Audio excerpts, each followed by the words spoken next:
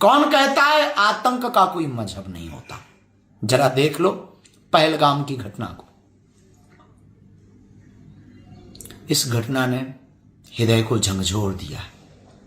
इस घटना ने मन को तोड़ दिया है। इस घटना ने पुनः विचार करने पर हम सबको छोड़ दिया है। वैसे ईंट का जवाब तो पत्थर से देना चाहिए।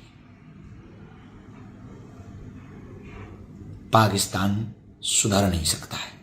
हिंदुस्तान में ही हिंदू होना अगर घातक हो जाए तो इससे बड़ा कोई दुर्भाग्य नहीं होगा।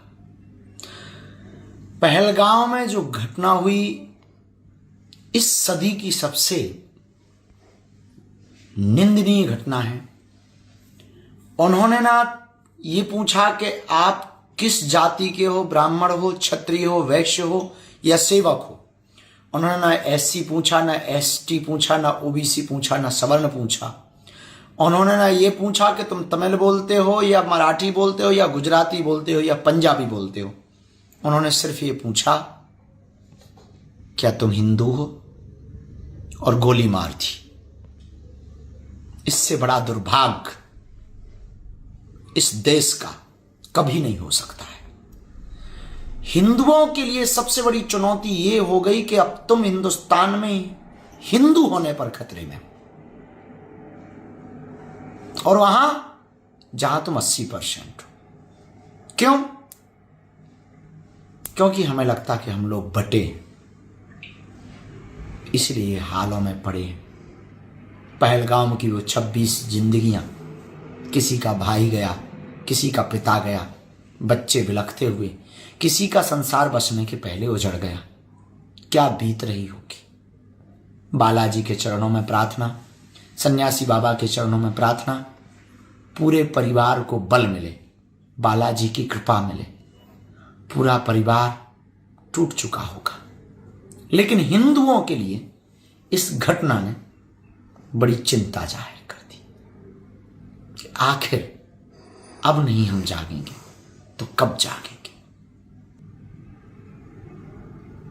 ये तो तय है। हम यही अंत में कहेंगे हिंदुओं से, अब नहीं जागे तो कभी नहीं जागे।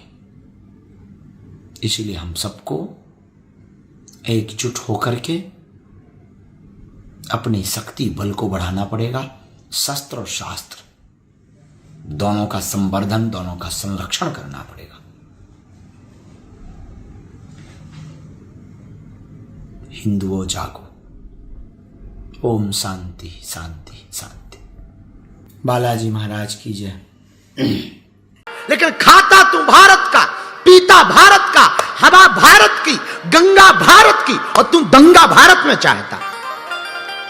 खाएगा तू भारत का, गाएगा नहीं भारत का।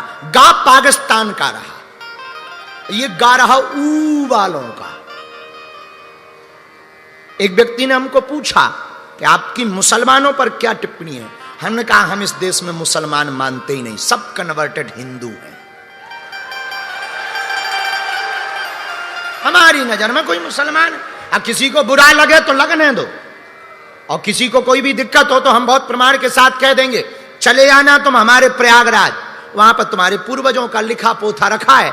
7वीं 8वीं पीढ़ी में रामलाल, श्यामलाल, घनश्यामलाल मिलेगा ही मिलेगा। हिंदू हैं पर हिंदू मान ही नहीं रहे। बोले हम तो सेक्युलर हैं। ठटरी के बरे, तू बाप को बाप नहीं कह रहा है। सेक्युलर कोई बात होती है? या तो आस्तिक बन या नास्तिक बन। अच्छा, आस्तिक नास्तिक नहीं भी बनना है, तू कम से कम यार वास्तविक तो बन। तो जो तू है बन। आपको भला लगे या बुरा लगे ये आपकी जिम्मेदारी है, हमारी टेंशन नहीं है, क्योंकि हम टेंशन लेने नहीं आए।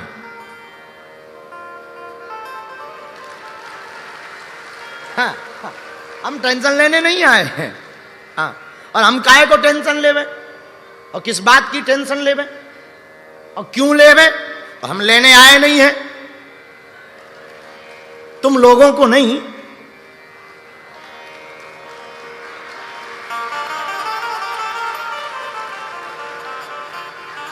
अब किसी को टेंशन हो भी जाए तो यार इसमें उसका ही पेट खराब है।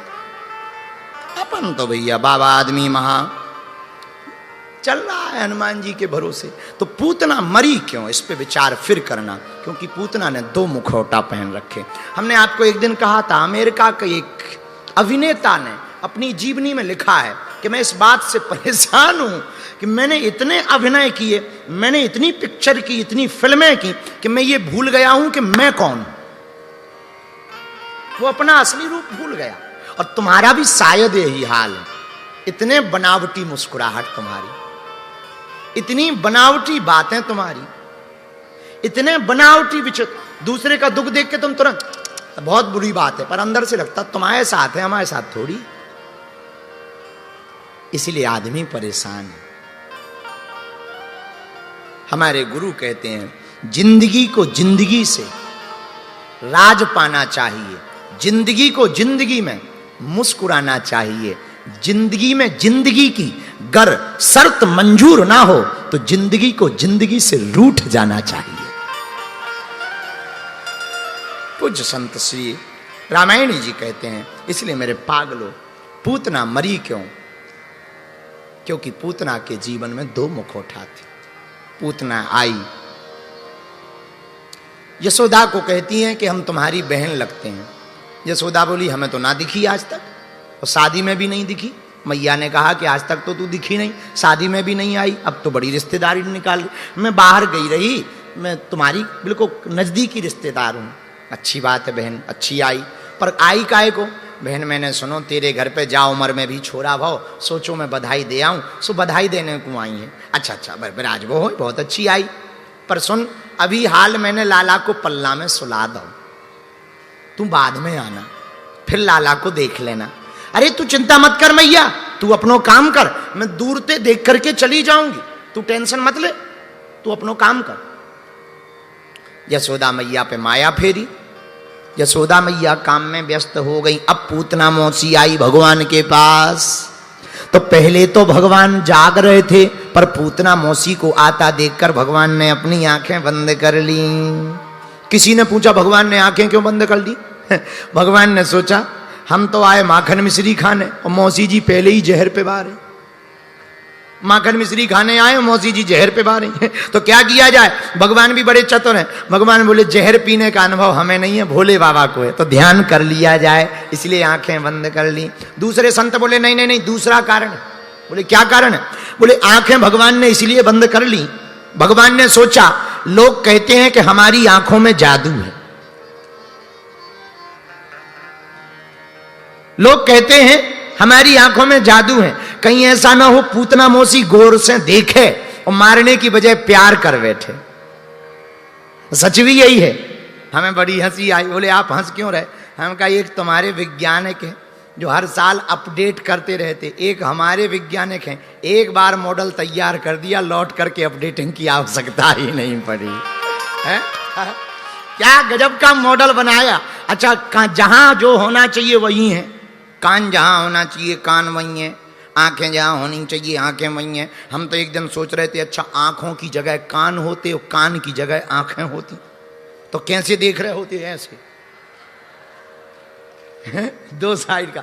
और क्या गजब का गाड़ी के पहिया। एक बार हमारे पास तो एक छोटी सी गाड़ी है, चला रहे थे, तो आप लोग जानते होंगे मांझा कार है छोटी सी, तो हम मांझा कार चला रहे थे, खुद ही चला रहे थे।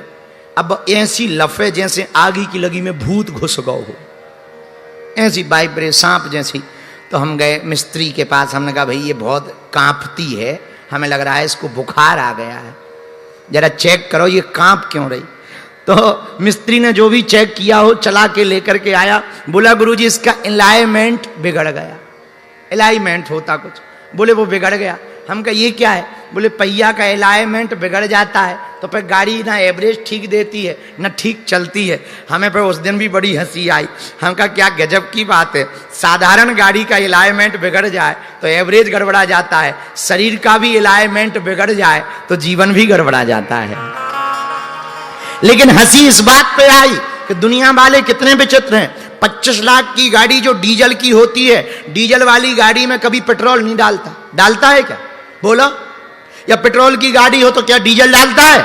क्यों नहीं डालता? बोले वाह, अगर डीजल की गाड़ी में पेट्रोल या पेट्रोल की गाड़ी में डीजल डाल देंगे इंजन खराब हो जाएगा। और ये करोड़ों की गाड़ी है, कुछ भी डाल रहा है। देखो आदमी भी कितना गजब का है? पिज्जा भी डाल रहा, नूडल्स भी डाल रहा, बर्गर भी डाल रहा, न जाने क्या क्या खा रहा। भगवान ही बचावे, अच्छा भला बुरा सब खा रहा, हनुमान जी ही बचावे, बोलो सीताराम। पर क्या गजब की ये गाड़ी है महाराज, ऐसी गजब की गाड़ी कहां होगी? क्या गजब का अलाइनमेंट मिला रखा है कि दो आंखें। अच्छा देखो, हम चश्मा वालों को देखते हैं, जैसे ये सज्जन बैठे चश्मा लगाएं, आप लोग भी बैठे, माता जी भी बैठी चश्मा लगाएं, ये भी बैठे चश्मा लगाएं। हम एक दिन सोच रहे थे कि ब्रह्मा जी बहुत चतुर हैं, कितने चतुर हैं। सुनाई कहां से देता? कानों से। पर कान से थोड़ी सुनाई देता, कान में जो सुराग है, सुराग से सुनाई देता। लेकिन ऊपर से ये मडगार लगा दिया 20 ग्राम का। ये सुनाई कान के सुराग से देता, पर लगा दिया मडगार। ये मडगार क्यों लगा दिया? ब्रह्मा जी को पता है कलयुग में आदमी चश्मा पहनेगा, फंसाएगा कहां?